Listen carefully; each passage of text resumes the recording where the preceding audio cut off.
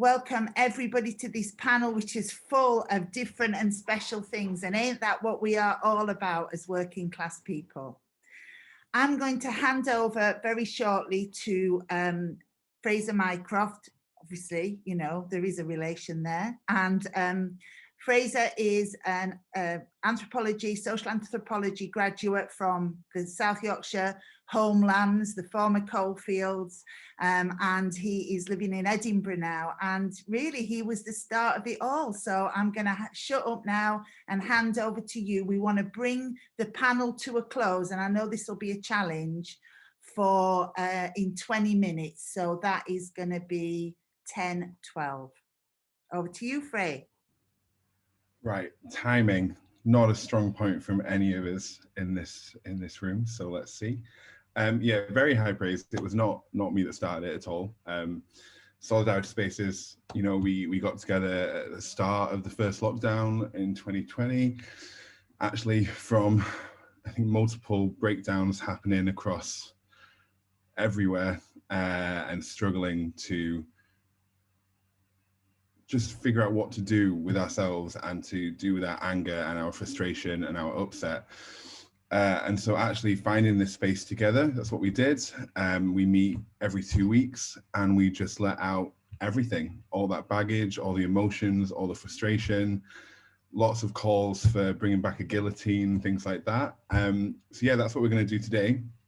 We usually will meet for about an hour and a half, just with an open-ended question about how are you and how do you feel today, but obviously shorter time today, and we want to just give you a little taste of what we do without exposing ourselves too much. You know, these are very private spaces where people can feel completely open and honest and not be judged by anything that they say. So we are just going to run through today with a specific question in mind. The order is in the chat. That's what we do every time. Anyone can start. And the question we are going to be thinking about, to give you all a little glimpse of what we do, is how this solidarity space has helped us to connect our working class voice over the past year and a half. So yeah, whoever wants to begin, take it away. I'll dive in so I can get my nerves out the way. For me, I find as an educator, there's lots of opportunity for me to talk about things like gender, race, sexuality, etc. In fact, many of the characteristics that are protected legally, but rarely, really, up until this group, would there have been a space where I would talk about class and where I could really openly and honestly kind of ask questions or try and understand stuff that had almost been invisible to me and hidden. Yeah, so I think that essentially is it. It's been a kind of revelation where I've kind of thought, oh yeah, oh God, yeah, that's why. So that's my bit, and I'm going to hand over to Joanna. I think it's very hard to follow such a powerful talk there, Becky, and it's always so beautiful to hear everybody leading up to taking your turn in this space. I'm so grateful for this space. I'm grateful for the fact that I'm aware that we all joined this space apologizing for who we are and how we've been classified. We grew out of being apologetic into unapologetic, affirmative, feminist, solidarity for people. And this circle has, it's been a container, not an echo chamber. It's been a safety space where we have the affirmative voices that we deserve outside of it. And I think this enables us to charge up and leave the space with more power than we had entering it.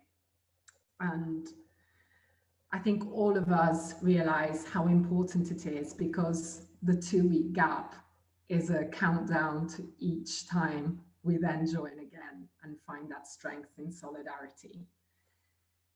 I think what it's done for me is it's reminded me that the people in power, wherever we are obsessed with classification. Class comes from the word classification, and vice versa. They talk to each other.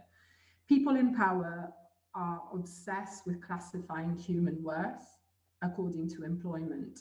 And I am so grateful that in the opening speech, Lisa mentioned those of us who are working class but unemployed. Employment isn't our identity, and this space gave me the strength to identify that, to counter that, to resist that. Class is a way of doing human taxonomy. We're classified, we're ordered, we're told where to stay. This space dispels that, and I'm so very grateful for having the opportunity to be a part of it. See, I think this just goes to show already, we've come up with this question to show you all while protecting ourselves, because it gets so emotional. I feel so emotional already. This is just us. This is what we do every time.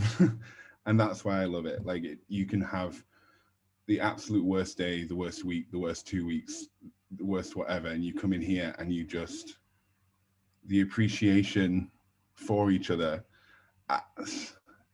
My mum had mentioned at the start, this came about because I had called her in the first lockdown and I couldn't speak because I was so upset. I was so angry. I was sobbing. I couldn't figure out any way to process my anger and process my class. So for those who don't know, I do live in Edinburgh. I moved to Edinburgh Uni to study anthropology, very, very middle class subject with lots of its own restrictions and issues. And from leaving uni, felt myself trapped kind of in between with friends who are amazing, but don't have any understanding of where we have come from, where I have come from, and unable to talk to anyone. So to find these people, these amazing, beautiful, lovely people that you see on your screen, it has connected me to my own voice and my own resistance, keeping that anger, because that anger is important, but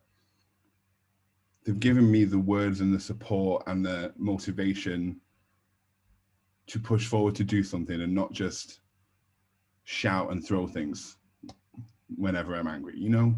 It's, yeah, I could just, this is just me gushing at this point about the solidarity space, but that's what it's done. It's helped me connect with these people who, most of whom I've never met in the flesh ever. And the day that we do that will be the most momentous day. I will pass on because this is what I do every time. I just start rambling because I just filled with so much love. All right. Yeah, it's a weird thing for me because I got no idea how I ended up in this group, because I don't consider myself to be an academic at all. There's similarly to Becky, I work in the community. I do a bit of teaching, sessional teaching, adult education, but I've not got a degree. And I always sort of feel that, I suppose, a little bit intimidated. I work in an organisation that is very, you know, research driven, and everyone's a professor, and you know, that sort of thing. So I think this group's given me a real chance to reflect on the work that I do. And I work with asylum seekers and people who've been trafficked, and you know, I suppose we're talking about class in this country, but class comes right into it. It's the way people are treated. It's the lack of power over policy and decisions that are being made about you, and it's massively about education and people's access to it, and who's controlling what's being taught, and all of that sort of stuff comes into it. And interesting that somebody said, do you think class will ever become a protected characteristic? Because I was teaching the Equality Act to a group of students, level 1 health and social care, just a couple of weeks ago, and the conclusion in the ensuing debate was that in order to do that, we would have to get rid of the monarchy. So it's not very likely to happen because people are quite fond of the monarchy at the moment. And I think another interesting thing that came up in the debate is money. And actually, my daughter, when Lisa was speaking, she's just knocked on the door to tell me in delight that she's been accepted as an independent student. She's 24, to go to university in September, and actually she's probably going to be the first in the family to graduate, because I dropped out, my son dropped out, my parents didn't go, you know, so it's all been massive disappointments. But she's actually supported herself from leaving school. Actually, when she was at school, she was working at Krispy Kreme, got sick to death of donuts. But, you know, she's always supported herself. She moved out, lived with a friend. The only reason that she's back at home living, I suppose, as a dependent is because she's, because of COVID, you know, because not being able to afford it.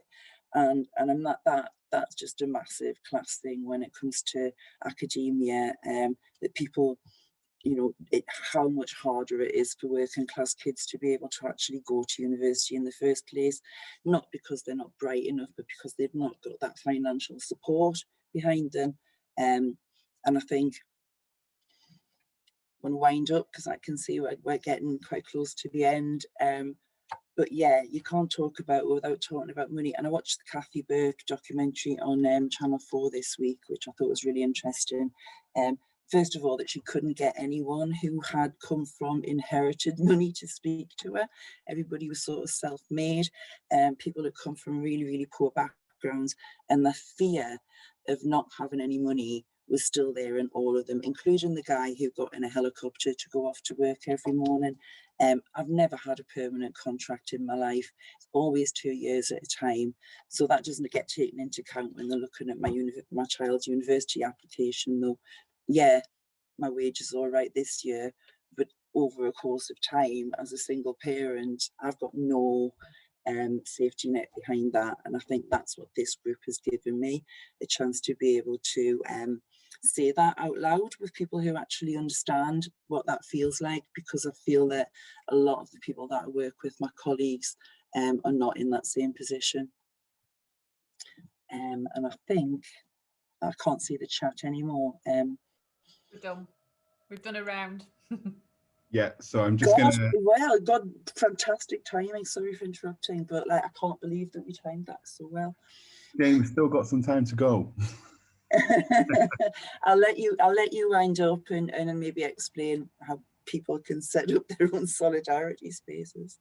Yeah, we'll do it. Just before that as well, we are going to just do, as is really important, whenever we do this space and do any sort of thinking environment rounds, we just take a quick round just to decompress, move out of the space. So we're going to really try and minimize it, because my one usually goes on about saying, bring back the guillotine, I need a fag and a drink, that type of thing. So we're just going to, 3 words each. We're just going to go around again, same order, anyone can start. And just with 3 words, how are you feeling? To just navigate ourselves out of the space again.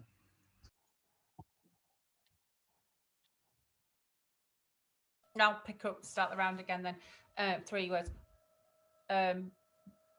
Proud, warm, relieved. Over to Joanna.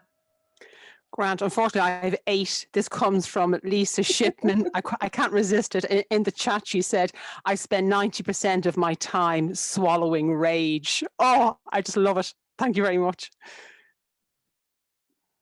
Becky.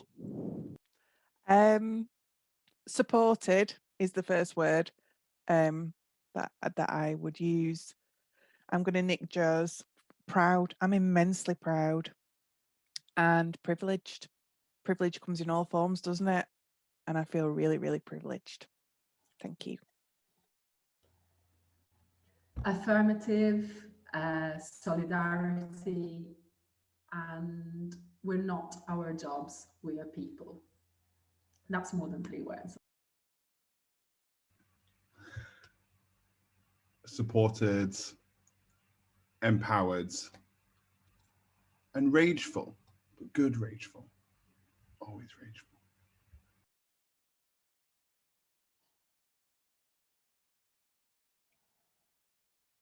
Is it me?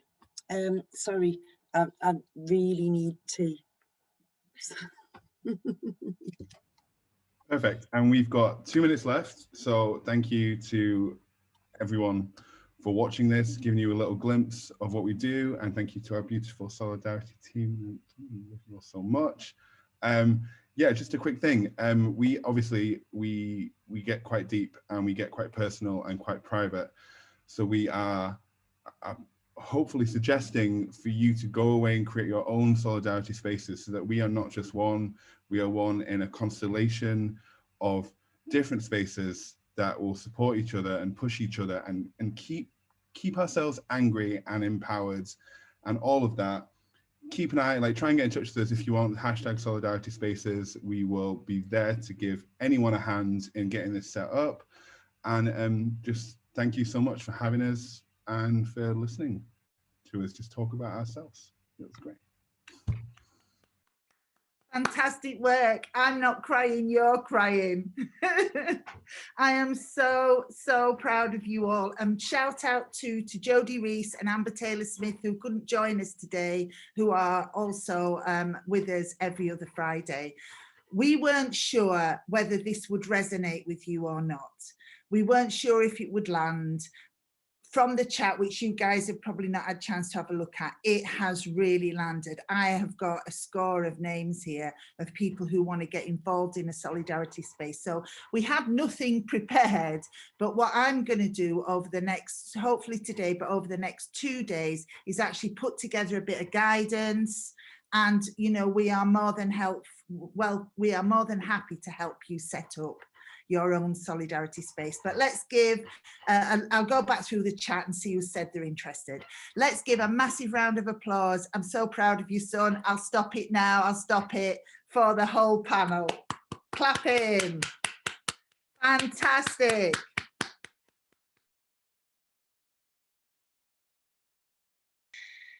Jacqui is a lecturer in nursing at Sheffield Hallam University, and her story from being, you know, having a false narrative created around her at school, those of us from Yorkshire will recognise that word Dougie that was applied to so many of us, going through a period of teaching care workers, which she said was like teaching a mum and dad. Jacqui's now working at the university and believes, as I do, the importance of nursing in addressing social inequalities in health and more, I would say. Nursing was always the good girl's way out of things when I was growing up, and I am so excited to hear what you have to say, Jacqui. Please keep comments going in chat and questions in the Q&A, and we will pick them up. If you're under 20 minutes, we'll have time for Q&A at the end. I'm going to shut up. Over to you, my friend. Hi, everybody. Okay, so just thinking about Lisa's talk was so incredibly powerful, and that feeling angry, yeah, I'm so nervous at the moment, but it's that anger that's brought me here. So I'm angry about the experiences of working class women working in care and trying to get into nurse education, and how difficult that is and how much more difficult it's getting all the time. So my talk is throwing a ladder down, helping the next generation of working class nurses navigate nurse education at university. And I want to start with this fantastic quote by the late great David Graeber. He says, most of the work we do is on each other. The working class just do a disproportionate share. They are the caring classes and always have been. And in this article in the Guardian, David was talking about, he was actually talking about striking guards on the London Underground. And what he was saying is the public got a rude awakening when they found that they weren't just taking tickets and checking tickets. They were actually looking after people. They were fixing things. They were directing people. They were caring for vulnerable people and finding lost children. And I think we can probably all say that over the last year, God, the working classes have looked after us, haven't they? Yeah, from supermarket workers, you know, it has been the working class that have looked after us across this horrible year, as much as the scientists have done. So, yeah. So for nursing. We've a shortage of 40,000 nurses in the UK, and that's a really conservative estimate. We need more nurses, and we have an aging population. We have huge inequalities in health. We need nurses who understand that, who are close to their communities, who can make a difference. And this is a report called the Repair Project, which was looking at how we reduce the attrition, how we help people get into nurse education, and how we stop them leaving. Because at the moment, 24% of student nurses drop out or suspend their studies. That is such an enormous waste. So 24% of student nurses drop out or suspend their studies. And why do they leave? They leave first and foremostly because they can't afford it. They can't afford to study nursing at university. The cost of doing so is enormous, and I will go into breaking down what those costs are. So this graph, the purple box is year 1, orange year 2, and light blue year 3. And the dark blue is across the whole of their course. So above academic worries, above placement worries, they're all real worries, above personal issues, which are going to be affected by the financial issues, are they not? And above workload, it's money. It's money that is stopping people, that is creating a barrier from us having more nurses. So nursing and social class, what's that all about?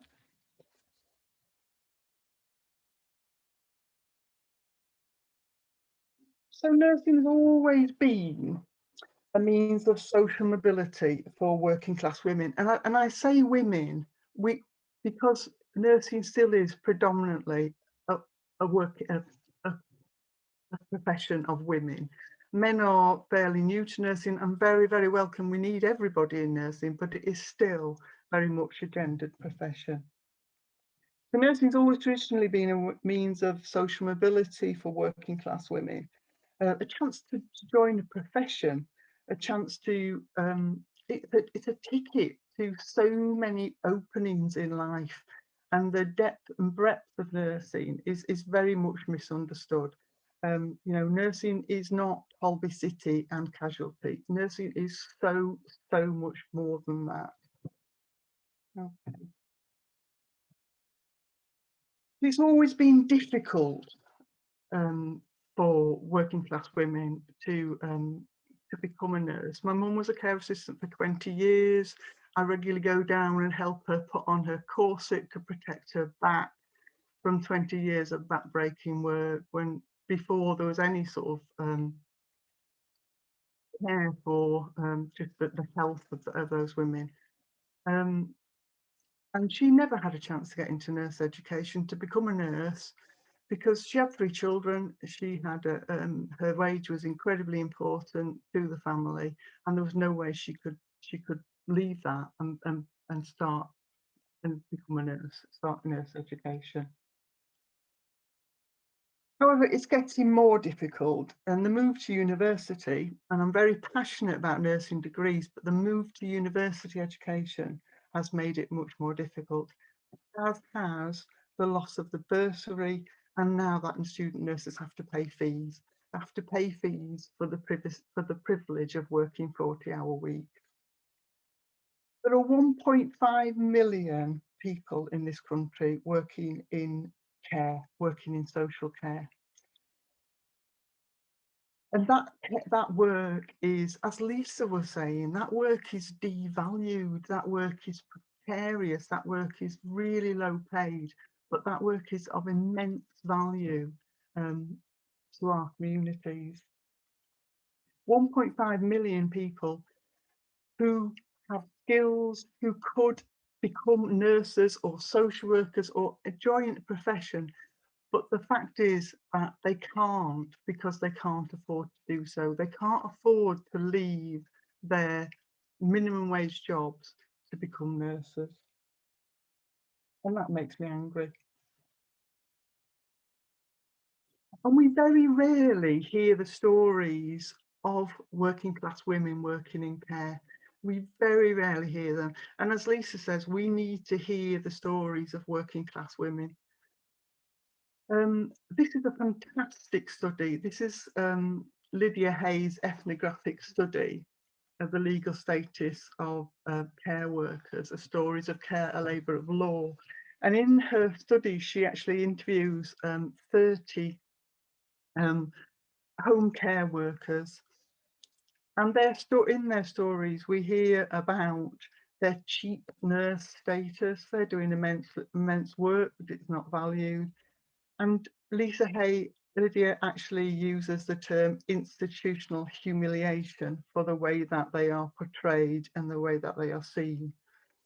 Her interviews, though, demonstrate the exploitation and the disrespect they face, but their stories also tell of care which saves lives and greatly improves lives. And I just want to share one of those stories with you. So this is the story of one of those care workers. Talks about, we go to a lady now, don't ask me what she's got because it's a great big long word I can't pronounce.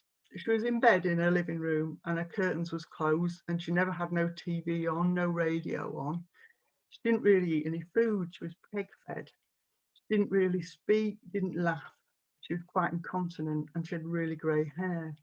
We started working with her and her improvement isn't just down to me. It's all about the girls that go into her. She's upstairs now in her own bed. She's had her hair coloured to cover all the grey. She laughs and she talks. She's all the curtains and windows opened and she eats food. Twice a day she uses her own toilet, which is a massive achievement for her because she thought she would never sit on her own toilet again. She started wearing a bra again. She hasn't worn a bra for years. She's doing lots of physio and we've got her walking just a couple of steps. That's why our jobs are so good. I use this scenario with my student nurses and we talk about the skills that are involved in this and the care that is involved in this. This is skilled care. It absolutely infuriates me when I hear politicians talk about unskilled care. This is highly skilled care. The skills that are in here, the practical skills, the physical skills, the community and team working skills, also just the love and the compassion that you can see in this is exactly what we need in nursing. And it makes me very angry that women such as this can't afford to train as nurses. Because this is care which saves lives. This is care which improves lives, and this is care which is so often invisible, unrecognised and devalued. It's a regular, perennial argument that we hear about nursing that we don't hear about any other care profession. Nursing must be the only profession where there's a regular call for less education. Nursing's been a degree level profession since 2009, as is the case for most other health and social care professionals. However, the argument against degree level education is perennial. The argument over nursing degrees is one simply in terms of the research which shows that degree level nurses improve lives and save lives. And to me, this continuous argument against education nurses to degree level, it seems, is rooted in a fundamental misunderstanding of just the breadth and depth of nursing care and the level of misogyny where women's work is just devalued. And there's a couple of stereotypes. Stereotypes are really harmful, and there are so many nursing stereotypes. And the daft part from, carry on nursing is one. But I think a ministering angel is just as harmful. Nurses are evidence-based professionals. They're neither of those things. So what's it like to study nursing at university, and why can't that 1.5 million group of carers often afford to go to university? Well, nursing students work a university year which is 50% longer than other students. The course is 50% in university and 50% on practice placements across a variety of hospital and community placements. On placement, they work a 40-hour week as well as completing academic work. They get 7 weeks holiday a year. They don't have a year like other students, and a lot of that 7 weeks holiday will be spent working, will be spent doing care worker jobs, will be spent earning money to carry on for the rest of their course, and will be spent doing academic work. Nursing students have to complete 2,300 hours of practice hours, which is significantly longer than many other health professionals apart from medicine. And up until 2017, student nurses had a means tested bursary and their fees were paid. And this was removed in 2017 and replaced with loans. And then they had to pay their fees like any other university student. You then, surprise, surprise, to a significant drop in applications to nursing courses. For smaller nursing courses like learning disabilities, I'm a learning disability nurse, proudly a learning disability nurse, the drop was up to 30%. So as a result of that, the government then decided to put in a one-off payment of £5,000 to all student nurses per year. Don't let them tell you that they've reinstated the bursary. They have not. It's a £5,000 payment. And, who's going to live on £5,000? In 2016, the RTN surveyed 17,000 nurses at Royal College of Nursing, and 2/3 said that they could not have afforded to train without the bursary. So where are those 40,000 nurses going to come from? It's an expensive and exhausting experience often that creates barriers.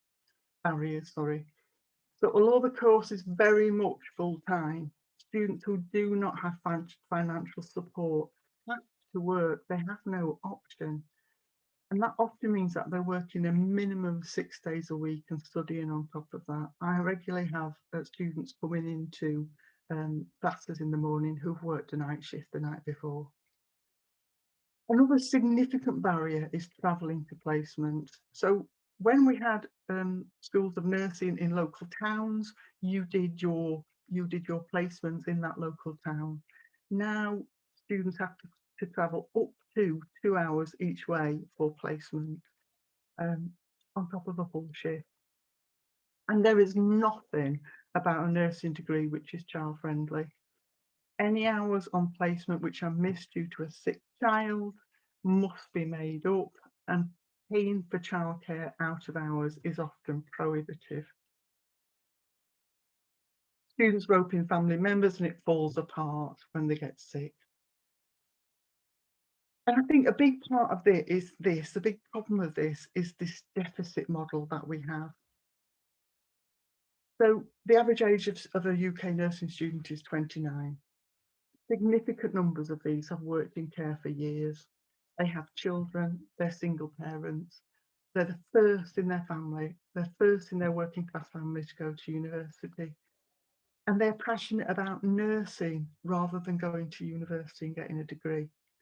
They have experience, so many of them have experience of caring for relatives with disabilities, long-term conditions, and that's why they come in to do this job. They have that insight, they have that passion. And they still have caring responsibilities. And to me, rather than seeing these characteristics as deficiencies, we need to recognise that these are strengths that students bring both to the university and to the nursing profession. So what do we do? What can we do to remove the barriers? We obviously need better pay and conditions and support and education for care workers. We need to recognise their skills, real skills, and the importance of their work. And there needs to be a career structure for people who want to work in care. We need to accept students with the qualifications asked for by the Nursing Midwifery Council, which are significantly lower than most universities. it's a no-brainer that we need to reinstate the nursing bursary with a real cost of living bursary. And we need more flexible options into nursing. I'm very excited to be one of the staff who's going to be working on a nursing degree level apprenticeship in Doncaster. And we need those more flexible options. We need part-time options so that people who can't give, you know, full-time to a nursing degree can do so. To me, we need part-time options in local town centres rather than just university city centres. And to me, it's very controversial, but I feel that we need a reduction in the hours required of student nurses. Why do they need to do more hours? Shouldn't it be quality rather than quantity? We need a design of curriculum and support at university to meet the needs of non-typical universities. And we need to make sure that people from the working class backgrounds realise and feel that they are as welcome in the nursing profession as anybody else. Okay, and that's me. Well, perfect timing. Thank you, Jacqui. That was absolutely brilliant. We've got 117 people watching us, which is amazing. Please show your appreciation for Jacqui in the chat. And we've got a couple of questions for you, Jacqui, as well. One in the Q&A from Stephanie, one in the chat from Colette, and I'm just going to grab that before. Yeah, okay, I'm going to grab that to ask it again in case you get like a million. It goes up, it rolls up, is what I'm trying to say. I'm trying to say three things at once because there's so much love for you. Thank you so much. We've been on a journey, haven't we? The whole group of us. I just want everybody to know that we met every week and we supported one another. My nerves around it, your nerves around it, Pam, Mandy, Lucy, Joanna, all of us absolutely there for one another. As an experience, it's been fabulous to get to know you a bit more. Jacqui, thank you. We'll keep the panelists for a bit longer so you can answer the questions in chat. Okay, okay. Thank you so much. Thanks, everybody. Thank you. Mandy's Mandy Price in the house.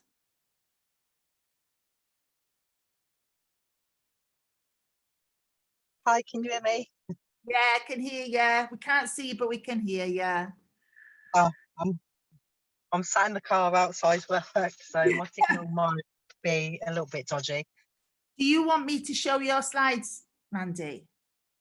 Please, yeah, if you don't mind. It's only because they've got my prompts on. I'll forget everything else. No, it's fine. It's fine. I'm happy to do that. Just bear with me a minute, folks. Thank you. And I'm going to say a few words in introduction of you as well. So I've known Mandy for a few years now, and well, I'm honoured to say that I consider us friends. And Mandy works in Fender Education. She has worked as a trainer, head of education, and she's currently completing her Masters in Education, Power and Social Change at Birkbeck University. If you came to any of the Chai conversations that Hina Suleiman and myself ran, and Hina, give us a wave in the chat from Chai if you're there, then you will have seen Mandy and her friend and co-worker Pam talking about their experiences as mature working class students at a really fancy uni. Mandy's presentation today is about articulating her working class voice. So it's like perfect, isn't it, with all that we've heard today. So Mandy, I'm going to start sharing now, and I'm going to put myself on mute and hand over to you, my friend.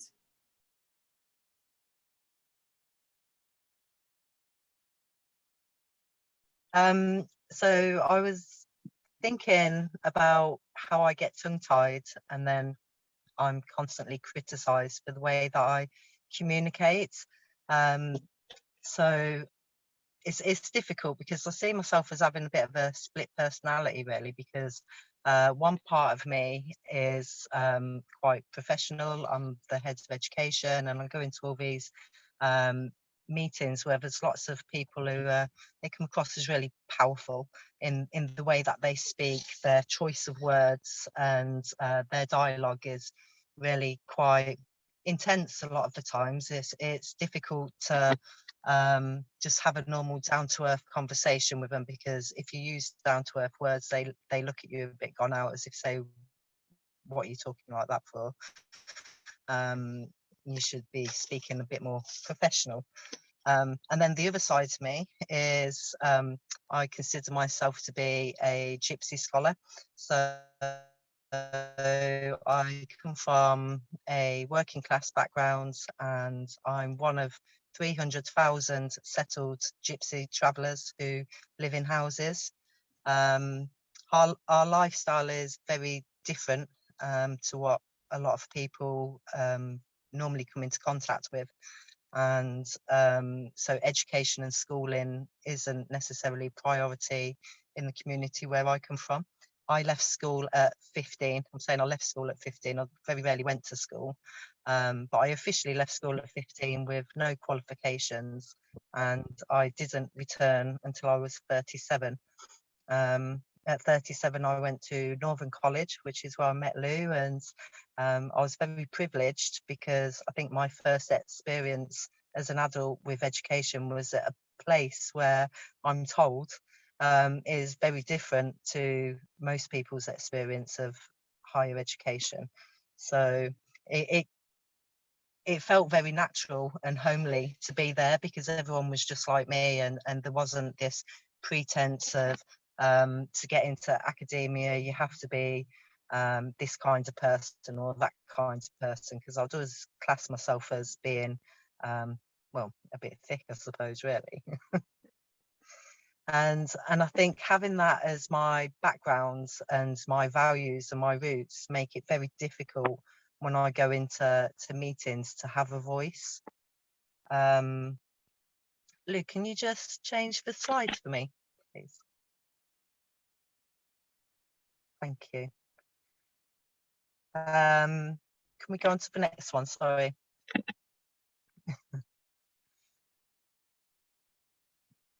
Yeah, so students, obviously, like from middle class backgrounds and upper class backgrounds, I found they go into meetings and can hold their own in conversations, and they're used to it. It's like they were brought up around having these professional discussions and stuff like that, and I was never taught it, how to hold a professional conversation. I know we did speaking and listening and things like that at school, but there was no real debate. And my experience in my home life and my school life and everything was really, I was taught how to be polite, not to interrupt, to actively listen to what other people were saying, and to wait my turn. And I suppose really the message I was given was, you don't speak unless you're spoken to. It's rude to interrupt and stuff like that. So I think one of the biggest problems I have in these meetings is there's so many outgoing, strong personalities, and they overtake the room, and I just find it really, really uncomfortable. But then I get criticised for it afterwards. It's like people say to me, "Oh, you're shy," and I'm definitely not shy. Not on a Saturday night. Or they'll say maybe, or they assume you don't really understand what's being said, and I thought, well, I definitely do understand what's being said, and I really do think it's a cultural barrier. So and I definitely think my feelings are amplified by my history. So I did a bit of research into discourse analysis. I'm the kind of person, if someone tells me I can't do something or I'm not very good at doing it, I like to prove them wrong. So as part of my masters and the power and social change and stuff, I was really looking into my journey over the last 6 or 7 years. So I was working as admin assistant within a prison, and I was looking at everyone else around me, and I thought, you know what, I'm actually doing more work than everybody else, and I'm getting the least pay. So I kind of fought my way up to asking them if they would pay for a teaching qualification for me, and they said no, and they kind of laughed. It was a bit like, oh, admin don't go into teaching. Do you know what I mean? It's one of those things that I don't know, I felt like people assumed I wouldn't have the intelligence or I wouldn't be good enough. And they tried to make out it was a really difficult thing to do. To become a teacher is really, really difficult. You need years of experience and all these qualifications. You need a degree. And then I went to Northern College with my brother, and I did the petals, and it was there where I met people who said, it's not difficult. It's just other people who try and tell you it's difficult for their own agenda, I suppose. And that was the start of my journey, really, at 37. So I got my first petals, and then I carried on to do my cert ed. That got me my first sessional teaching job within the prison. And I think because of my background, and I was quite different to a lot of the other teachers that teach in prisons, I just got on really well with all the learners, which meant that they all turned up to my class. They would all complete the work for me. They would just do everything. I didn't have the same issues that a lot of other people have. And that helped me then progress into my next role, which was a curriculum manager. But as I started progressing through the hierarchy and stuff like that, yeah, I was proud, but I was also getting more and more scared that I'm turning into something where I'm finding myself in a space where I don't belong. So I read like communication is a system of choices, and choosing to try and fit in with the communication and speak the way that other people speak, I'm losing myself. And by that I mean my choice of words and the way that I communicate with the prisoners and stuff like that. So I was being told you need to speak more, like not to be so friendly, don't be yourself, and stuff like that. And I found the relationship between my thoughts and my language really difficult, to the point that I just stopped talking because I could never seem to get it right. I was constantly being criticised for it afterwards,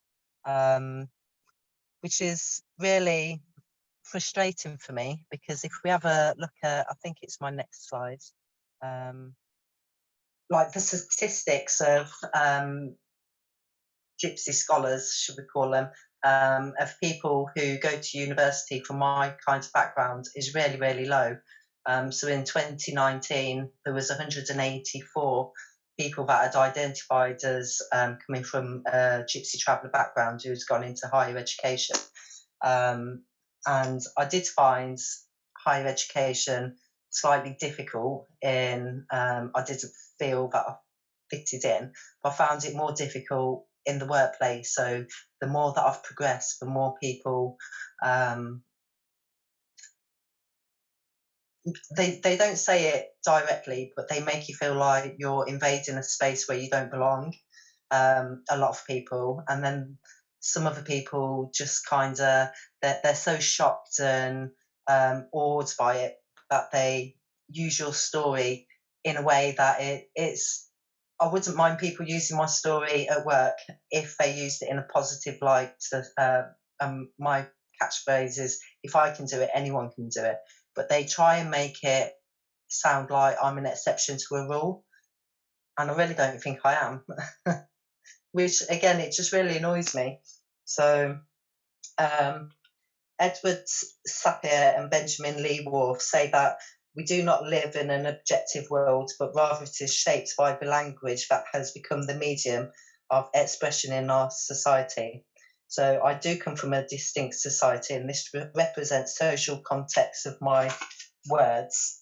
But I think the pain that comes with it is knowing that power comes from privileged access to social resources such as education, knowledge and wealth, which provides authority, status and influence, which is where it's kind of taken me. But those who gain this power were able to dominate, coerce and control subordinate groups, and that kind of becomes the expectation placed upon you.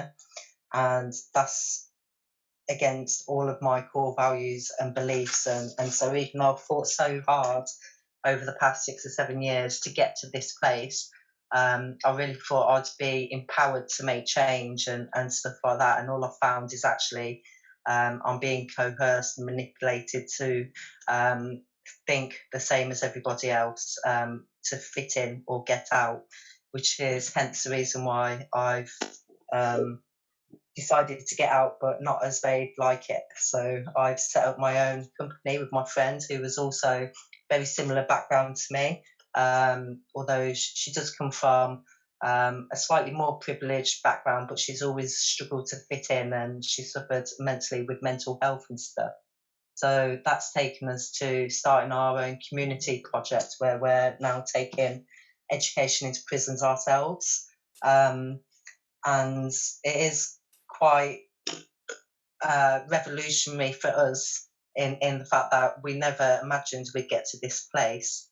But that's what brings me here today, to say, really, just be yourself and follow your dreams, and don't let anyone stamp on them, because if I can do it, anyone can do it. And I don't know where the rest of my journey is going to take me, but I do know I won't lose myself along the way. And that's it.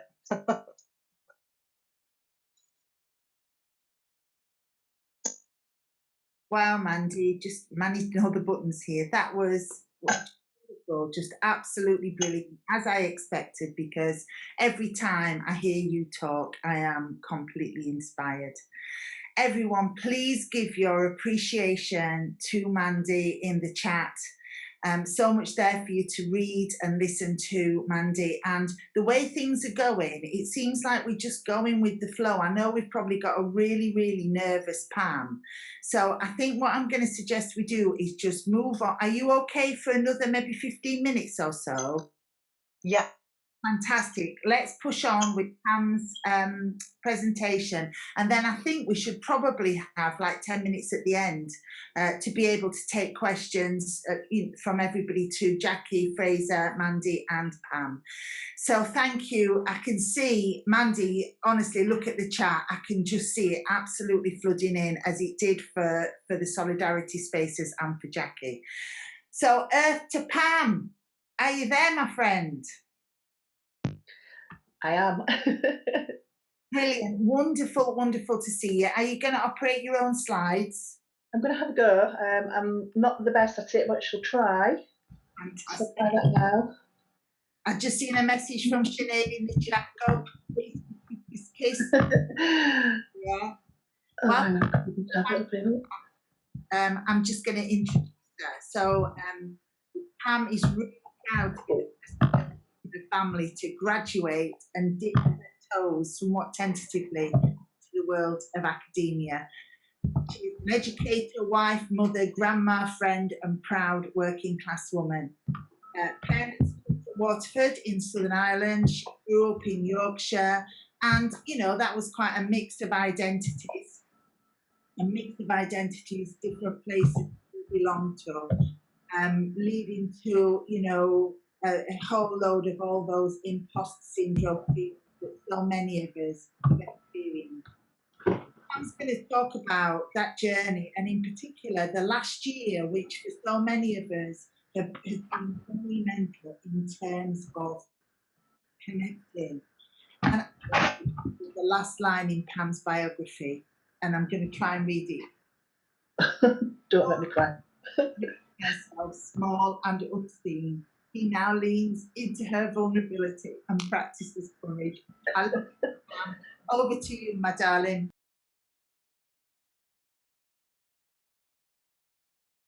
Oh, you're gonna. I can't do it. You have to share them for me. All right, I will do. Right, okay. Just else for a minute. I'll just pull them up. Don't worry about it. We're nearly there. I know you sent them to me this morning, Pam. Got them here. People getting used to my fumbling, aren't you? So hopefully, and here we go. Pam, can you see that? Yeah, I can. Fantastic. Okay. Time check is you've got till 11 minutes past, so comfortable time. You're going to mute yourself, stop the video and hand it over to you. Thank you. Yeah, so I'm so happy to be here. The nerves have disappeared now because of the little boob with the thing, but so yeah, this is my presentation entitled Shame to Shero, Embracing Vulnerability. And that's a journey that I've been on this year, which has transformed my life. It really has. If you can move on to the next slide, Blue, please, that'd be great. So I'm not going to read this, but along this journey, I've met so many wonderful people and I've done so much reading. And Brené Brown is somebody who has really spoken to me. And when I've been preparing for this presentation today, I've done lots and lots of reflecting and lots of thinking about this idea of belonging and what happened to me over the years that made me not have a place to belong. Or I suppose I would split it into two spheres. I think I had a place at home where I belonged with my parents and my siblings, but then the outside world became something completely different. And it's been, yeah, a long journey, but one, thankfully, that this year has allowed me to belong somewhere. So if you can move on to the next slide, Lou, please. Right, so I'm going to take you back to the 1970s, long time ago. But it was really a big thing for me to share that picture today because I don't like to look back at my school days. But this picture, this is my brother and sister. I've cut them off, which is rude. But I think for me, this was a time when I was happy. I did feel like I belonged. I didn't feel that crippling shame. I didn't feel that I had to armour up. I lived wholeheartedly. You know, a silly thing to think about, I think, as I was reflecting on this and trying to put this together and stop myself going down that route of being a perfectionist. I remember sitting on the beach as a kid, you know, just in my knickers, before sun cream was the thing, you know, getting happily burnt, but just feeling joy and happiness and yeah, experiencing life and loving life and being that kid that would stand on the stage and would recite a poem or would play the guitar or play the recorders or, you know, would get involved in things. And so for me, that little girl there, she lived wholeheartedly. She had courage and she was able to be vulnerable and she didn't need armour regardless. But things sort of changed. So if you can move on to the next slide, Lou, please. Okay, so at school, I was thinking about how children acquire language, can speak, you know, more than one language, and up until about the age of 7, we're all really receptive to learning new things and to learning new languages. And I think as you get older, that's something that kind of disappears. And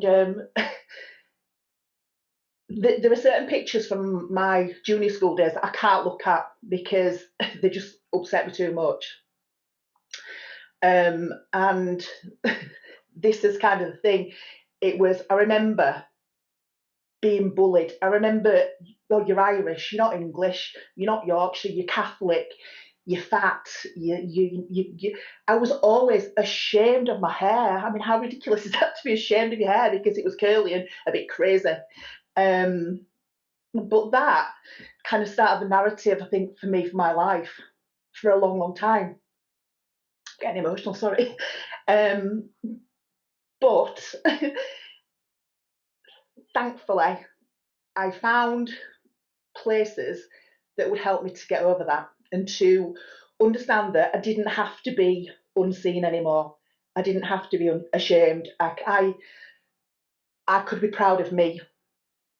And so whilst it was hard to live a long time feeling that I couldn't be seen, I'm happy that I'm here where I am today, and I'm proud now looking back. I can look back, which was something I couldn't do. So can we move on, Lou, please? Okay, yeah, so it was guilt. It's that I'm sorry I made a mistake, but for me, I was more living with the fact that no, I am a mistake. You know, I'm not the person that people would want to be around, to listen to understand. And so I really did, I think, get it off to a fine art, almost being invisible. I'm not saying I didn't live my life, because obviously I did, but I lived my life in such a way that that shame, it survived, because I never addressed the fact that these people had made me feel so bad. Ooh. Oh, it's dancing about, Lou.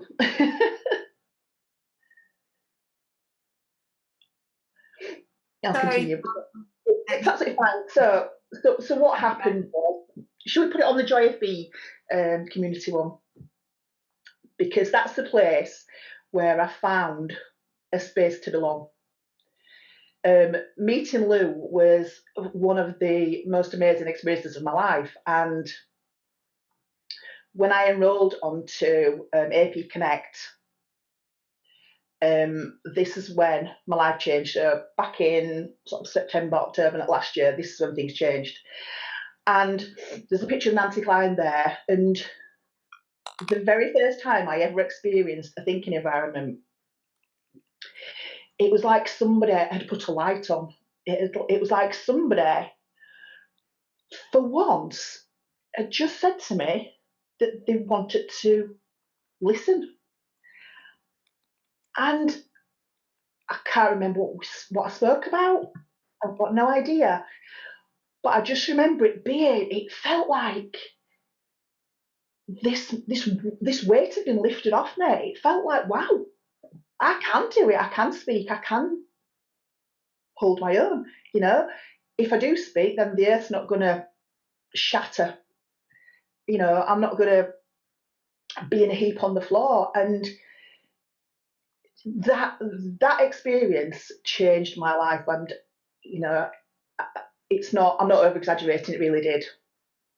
And through being part of these constellations, these communities, I found lots of places to be myself and to be heard, and to maybe go back and revisit the painful stuff, but in a way that allowed me to be courageous, allowed me to understand that vulnerability wasn't going to kill me. Vulnerability was the thing that was going to make me stronger, and that's what's happened. And for that, I'm truly thankful. And it's interesting today. I mean, I literally agonized over this presentation. You know, it had to be perfect. But then, as I listened to the keynote speakers this morning, at the end of the day, this is my story. This is the story of a girl who grew up in Hove Firth with, you know, Irish parents, and felt very adrift and very alone for a long, long time. And so this is my story of how that changed. Can we move on to the next slide, please, Lou? Yeah, so this is the thing. So being part of Joy FE and AP Connect, I became one of those bluebells. I had support, I had community, I had a voice. It was an affirmative place, it was a creative place, it's a kind space. And it really does feel, for the first time in my life, that it is a place where I belong. And I did the academic journey. Eventually, it took me a while, and I did it, but I never found it easy. I always found it really difficult. whenever I had to stand up and do anything, really nervous. And it was a wonderful lady by the name of Tracy Lee, who at the beginning of the AP Connect course, I had to make a video, and the thought of being on camera was crippling me. I couldn't do it.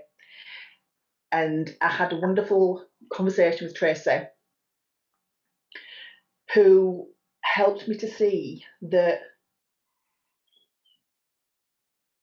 does it matter if people watch it and don't like it? No, it doesn't, because it's my story. And that, I suppose, is the time that I really did start to think about my story. And I told my story, and I did it in one take, and I posted it, and guess what? I'm still alive. So, you know, it was my thing. I did it. So can we move on to the next slide, Luke, please?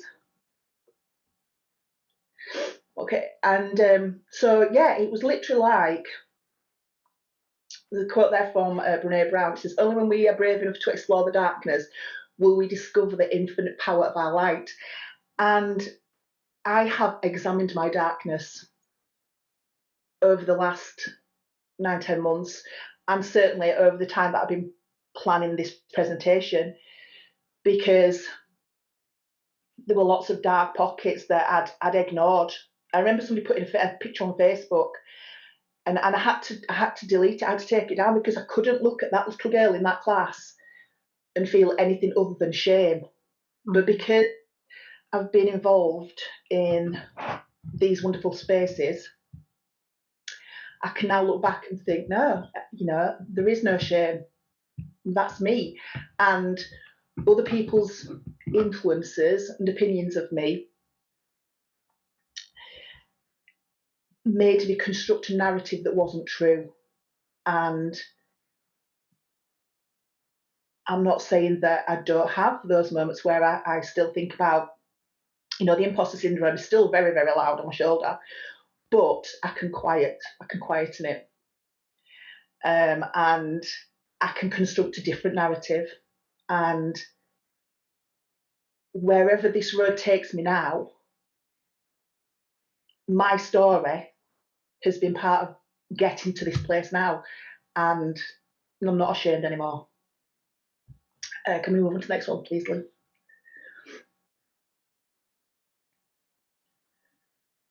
Yeah, and so this is me dancing, and you know, I didn't know that I could do it. Dancing is the best. One day I'd love to be a part of the world's longest conga line. Ooh. I learn a lot from the internet. I don't know what that is, but okay. Can we move on to the next one, please, Lou? Losing my train of thought. Right, so here we go. So there you are, centre stage there. So these women have really influenced me. They've, yeah, thanks, Alexa. They've allowed me to read and to explore and to look at the world through a different lens and to understand that I'm not alone and that there are other people out there like me. You know, I'm not that little girl in that school that's different to everybody else. I'm part of a community. I'm part of, I am a strong woman. I am like these women. And I can continue to be that. Can we move on to the next one, please, Lou? Okay, so this was another one that I really liked. And this, you know, Maya, I belong to Maya. And for this was me. This was, I belong to myself. I'm part of a community. And I thank God that I found that community. But what that community has helped me to do is to understand that I belong to myself, and I like Pamela. I like her a lot. And I spent a lot of years not liking her, trying to be something different, trying to fit in, trying to change to fit in. And I don't have to do that now. I can be me in this world, and I can continue my journey, and I can tell my story, and that's fine. That's how it should be. Can I have the next slide, please, Lou? And this is the one. So this, I changed this. So excuse me, Theodore Roosevelt, but this is where it's not the critic that counts, not the man who points out how the strong woman stumbles or where the doer of deeds could have done them better. The credit belongs to the woman who's actually in the arena, whose face is marred by dust and sweat and blood, who strives valiantly. If she fails, at least she fails while daring greatly. And I think that's how I feel about me now. I'm not saying getting into that arena is easy, because it's not, but I get in there and I try now, whereas I didn't do that for many years. And you know, better late than never. And so I hope to continue to be in that arena and to continue finding, or I don't know, reaffirming, I suppose, me and understanding who I am. Okay, can we have the next slide, please, Lou? And there we go. This is me. So from shame to Shero, and it's been a heck of a journey, but one that I am so happy that I got to experience, and to stop pleasing and to start living. And I think there's one more, Lou, I'm not sure. And there we go. So that's, again, to Brene. So somehow, because of this wonderful community that I've managed to be part of, I've managed to unlock me. And that's me. Thank you for listening.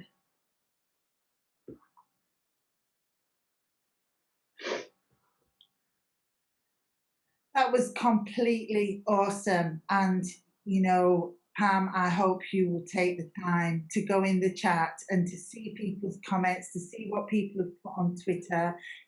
Come on, guys, I don't need to encourage you, do I? People are clapping and cheering and loving and appreciating, and they like you too, Pam. Absolutely, absolutely wonderful. There's so much to pick up.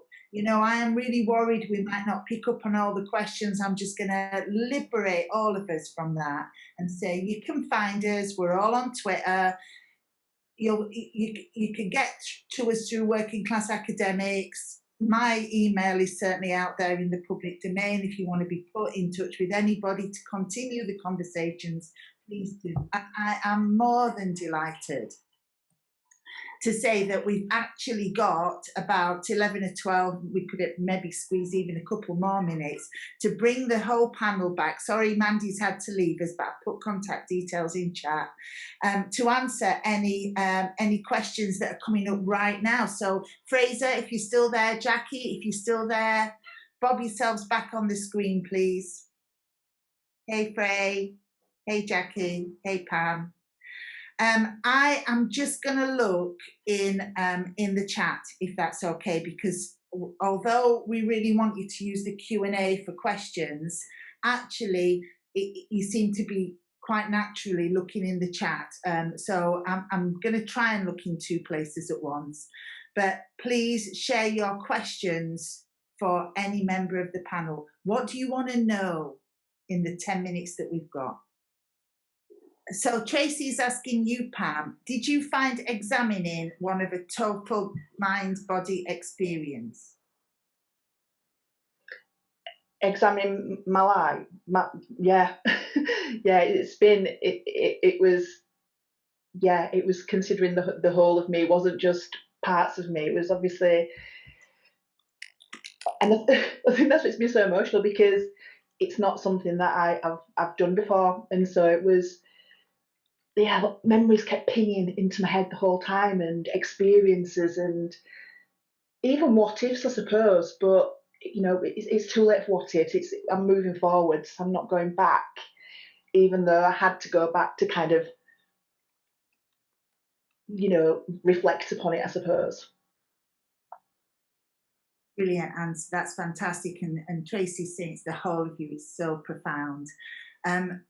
Pauline is asking Jacqui, are unions helping the nursing profession, carers and student nurses? No, I don't think so.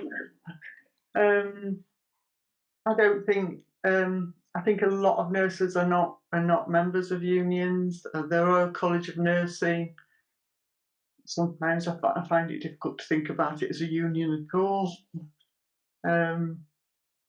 So no, sadly, I don't think so at the moment. Yeah, nothing more to add on that, really. Yeah, that's so interesting, Jacqui. You know, Lisa was talking this morning, wasn't she, about the narratives that are constructed about working class life, very industrialised. Yeah. You see the word working class, might immediately think the word trade union, and actually that infrastructure is one of the many safety nets that are just not there for us anymore. Yeah. For way quite often, yeah. Not never, but just not like it used to be. Yeah. Any more questions for our panelists? I know people must be gagging for a cuppa, but do you have questions for each other? Go on. I was just going to say thank you, Pam, for your amazing honesty there. And oh God, I've just discovered Brené Brown.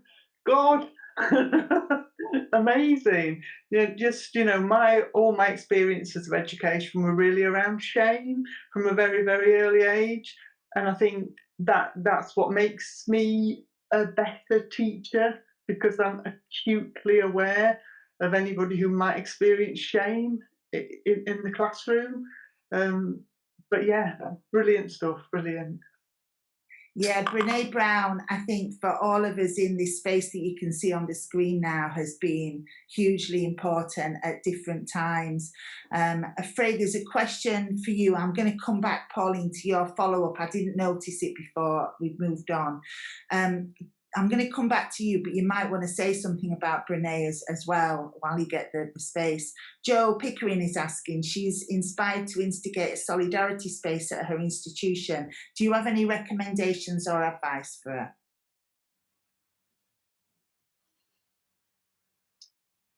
Yeah, I think no, I'm not great with the practical advice, to be honest, because I just kind of like throw everything in and just hope for the best. But I think just don't be scared of opening up. If you just find just one person, even if it's just you and one other person sharing a space and a thinking space, what it will do for you and the other person and like for each other is immense. And the best thing I learned doing all these solidarity spaces is being completely open. Like I go into those spaces, I'm someone, I have a simple Tourette, so I worry all the time when I'm like talking and taking up a space of ticking and causing distractions. And I went in there and I get angry and I tick constantly and I don't worry about it because I just kind of let it go. It's almost like, she's using very dramatic language. I'm so sorry. Classic me, big old Yorkshireman being dramatic. But just letting go of all of that and just find anyone, force a conversation with someone, you know? And what it would do for you is huge, hopefully. Ray, did you have anything to add about Brené? Oh, always something to add about Brené. I was lucky enough to be one of the last people, I think, to get the funding before Brexit for the Erasmus programme. And lucky enough that positive discrimination really, really helped me get on that at a very posh uni. And I went to Copenhagen and just had the worst time to start with. I struggled so much. And my mum sent me a copy of Daring Greatly, and it was her copy that she had before and all the notes that she had written in it. And I got it and I got a pen to it and I underlined stuff and I put exclamation marks everywhere and wrote my own notes. And I could go on. We could do a whole conference about Brené Brown and just talk about how much that's, impacted everything. Everyone get a copy. Even better if you get a copy from someone else. Share that with each other. It's beautiful. Thank you, Frey. Just noticing Leanne has put in the chat, we need a working class hotline, some instant way of connecting for support when we need it. A solidarity space sounds amazing. Our solidarity space does that. Fraser mentioned the word constellations, and a lot of my work is about constellations. So imagine all those different solidarity spaces and then hashtag solidarity space to gather everybody together to see, you know, to ask for help even when your own constellation is not around. I'm really aware that I'm making us sound a bit like Sense8 here, but that is also really cool and sexy. And also through the hashtag WCConf21, next year it'll be 22, we can find people. I do know that not everybody's on Twitter, but in the last 18 months, that's how we've all found one another. We've all found one another. We might have bumped into one another last year at this conference or not. We found one another through social media. I am always happy to be contacted to give anybody a leg up getting involved in social media. I know it can be shit. It can also be incredibly awesome. So you think about the shit those 3 footballers got, our 3 glorious, gorgeous penalty takers, that was drowned out by 1,000,000% of affirmation coming on social media. So if if you're not on Twitter, really please consider it. I am coming back to you, Jacqui. I'm going to ask Pauline's big question. Do we need an overhaul of trade unionism? God, that's a huge question. Yes, I think we just need to first of all make working class women more aware of unions. You know, that sounded a bit patronising. I think just we do need an overhaul of unions. We need to make them more relevant to the people they serve. And I think somebody put in the chat, the RCN has often been seen as a middle class union, and I think, you know, it is about, you know, to me, Twinset and Pearls Brigade, we used to call them basically. And yeah, it is we do, it's huge. I just don't know where we start, but yeah, absolutely. Thank you, Jacqui. And maybe we start by talking to the unions, and maybe, you know, this conference last year led to so much activism. Brilliant. Yeah. And maybe that's something we can take forward. Yeah. If you're interested in a constellation which is around that, pop yourself in chat. I'll pick up those names, and me and Jacqui, again, we'll organise social media. So that's, you know, that's how we'll do it. On the nursing is so much on the intersection of class and gender, isn't it? And a question from Pam, which was over in the Q&A, Pam, was about the sort of feminisation of, you know, is in your presentation, Joe's thinking that doing femininity right is a real class issue as well. Oh gosh, yeah.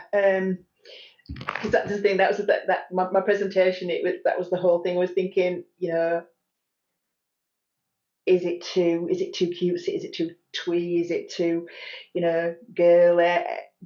But again, that was the only thing that and I suppose I can only do my version of femininity, and I think that was something that I was so tempted to not present my PowerPoint today. But that had to be part of it, because that's my version of femininity. And I think that's another thing. It's like we can't.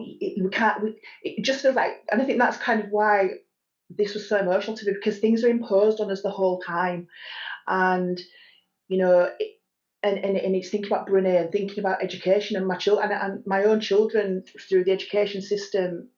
It wasn't a pleasurable experience for them, and you know, if we take away something so intrinsic as the way we view ourselves, you know, femininity, masculinity, whatever however you view yourself, if that's taken away from us as well, then that's it. That's what we'll lose ourselves, isn't it? Because